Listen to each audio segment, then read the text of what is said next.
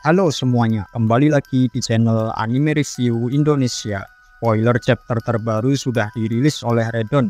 Yuk, mari kita bahas bersama-sama spoiler chapter kali ini. Judul chapter 1102 adalah Kehidupan Kuma. Chapter kali ini akan fokus untuk menceritakan sudut pandang Kuma terhadap kejadian-kejadian di dunia One Piece sebelumnya, seperti di Thriller Bark, Sabaody, dan Marineford. Chapter dimulai dengan perjalanan Bonnie yang berkeliling mengunjungi berbagai pulau untuk mencari Kuma. Terlihat Kuma ada di pulau-pulau tersebut, tapi ketika Bonnie datang, Kuma langsung menghilang dengan menggunakan buah iblisnya. Saat Bonnie di pulau tersebut, dia mengalahkan beberapa pasukan angkatan laut yang menyerang dia dengan merubah mereka menjadi anak kecil atau orang tua. Kuma tahu kalau Bonnie sedang mencari dia, tapi Kuma tetap kekeh bahwa dia tidak akan menemui Bonnie. Panel berpindah ke kejadian saat Luffy mendapatkan bounty pertamanya, dan poster buronannya tersebar ke seluruh dunia. Terlihat Ace yang menunjukkan bounty adiknya itu kepada Jinbei. Kuma juga sedang melihat poster buronan Luffy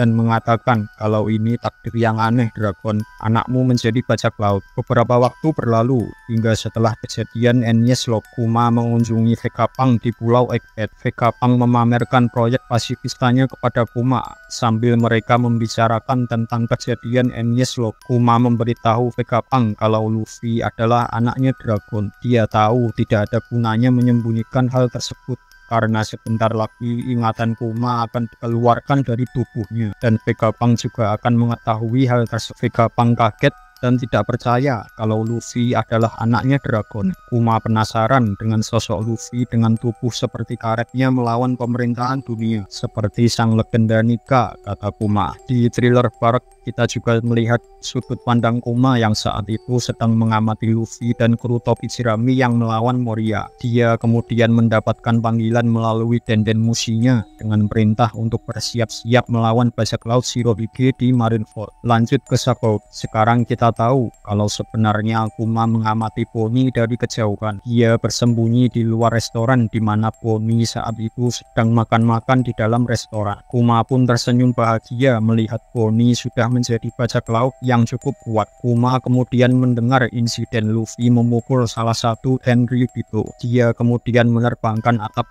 bangunan rumah lelang dan melihat ke dalam bangunan tersebut. Kuma kaget ketika Luffy lah yang memukul Tenryubito untuk melindungi seorang manusia ikan. Ini adalah tindakan pemberontakan yang tidak pernah dilakukan seseorang selama berabad-abad.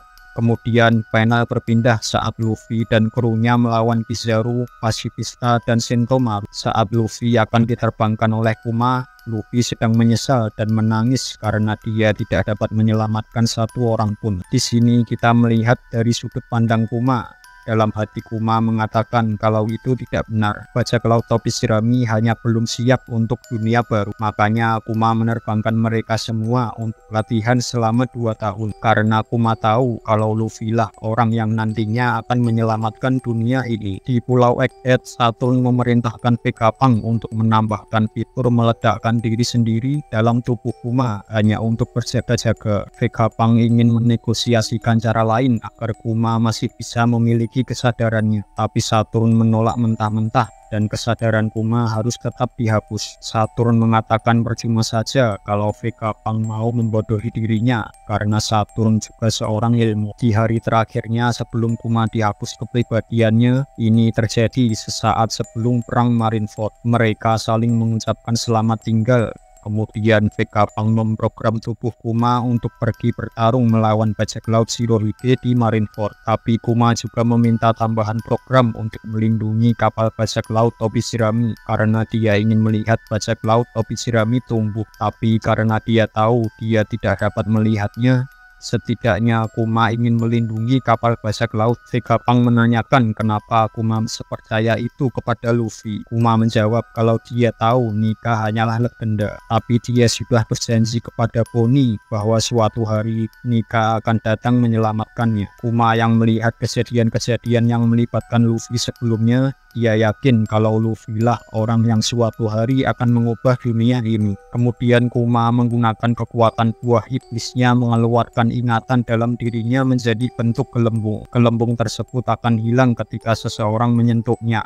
Makanya Vegapunk kemudian mencari cara untuk meneliti tanpa menyentuh. Kuma tidak melupakan apapun karena ini hanya salinan dari ingatan Kuma. Terlihat flashback cepat dari ingatan Kuma tentang orang-orang yang dia sayangi, kedua orang tuanya, Shinny, Ivankov, dan Bonnie. Kemudian Vegapunk memulai penghapusan kepribadian Kuma. Terlihat cahaya yang sangat terang di Egghead. Semua ilmuwan yang ada di sana dan Sentomaru berdoa bersama dan respect kepada Kuma. Flashback Kuma berakhir di sini. Terlihat di timeline saat ini di laboratorium Vegapunk, gelembung ingatan Kuma sudah menghilang dan ada Bonnie di sana yang sedang menangis di lantai. Chapter berakhir dengan kata-kata terakhir Kuma yang meminta tolong kepada Vegapunk untuk mengatakan sesuatu pada Bonnie, yaitu selamat ulang tahun yang ke-10 Bonnie. Terima kasih sudah menonton video ini.